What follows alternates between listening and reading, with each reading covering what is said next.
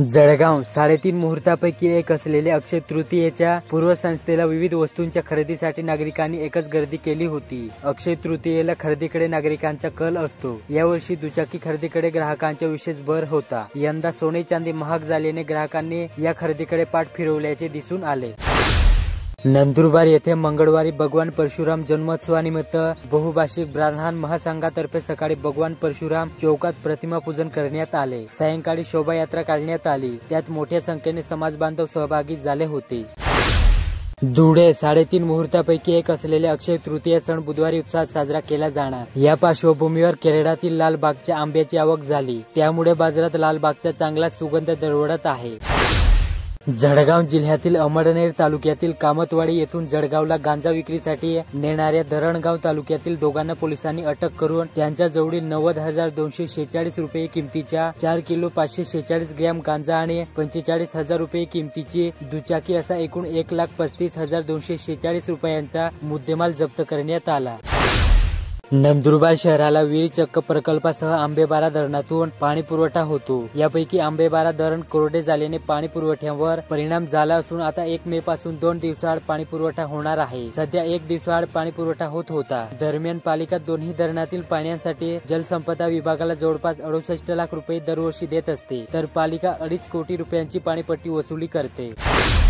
धुळे गावात बालविवाह झाल्यास संबंधित गावचे ग्रामसेवक, पोलीस पाटील, अंगणवाडी सेविका व स्थानिक यंत्रणा यांना जबाबदार धरण्यात येईल, असा इशारा जिल्हाधिकारी जितेंद्र पापडकर यांनी दिला।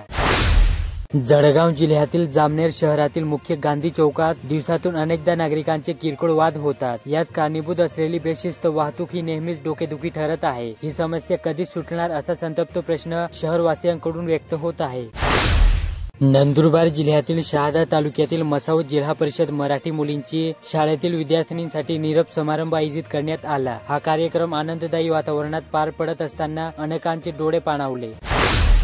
धुळे शहरातील गांधी पुतळा परिसरातील बिस्मिल्ला गादी भंडारात 2 लाखाच्या गरफडीच्या एलसीबीने अवघे 2 तासातच उलगडा केला। दुकानात काम करणाऱ्या कामगाराने हातसफाई केल्याचे उघड झाले। त्याच्याकडून 2 लाखाची रोकड हस्तगत करीत ताब्यात घेतले। जळगाव जिल्ह्यातील पारोळा तालुक्यात तामसवाडी येथील जीप प्राथमिक शाळेत शिक्षण परिषद नुकतीच झाली। यात विविध विषयावर चर्चा करण्यात आली।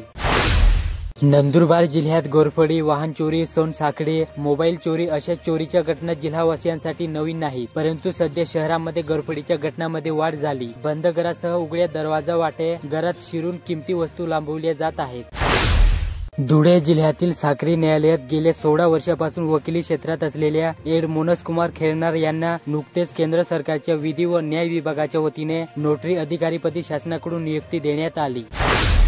जळगाव महाराष्ट्र दिनानिमित्त राष्ट्रवादी काँग्रेस पार्टीच्या वतीने आयोजित मंगल कलश रथ यात्रेचा उत्तर महाराष्ट्रातील शुभारंभ झाला। दुसऱ्या दिवशी अमळनेर येथे जल्लोषात स्वागत करण्यात आले।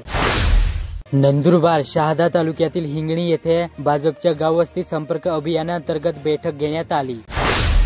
धुळे क्रीडा क्षेत्रातील मानाच्या व प्रतिष्ठेच्या शिवछत्रपती राज्य क्रीडा पुरस्कार मिळाल्याबद्दल वैष्णवी बाला मोरे यांचा महाराष्ट्र काँग्रेसचे कार्याध्यक्ष कुणाल पाटील यांच्या हस्ते सत्कार करण्यात आला।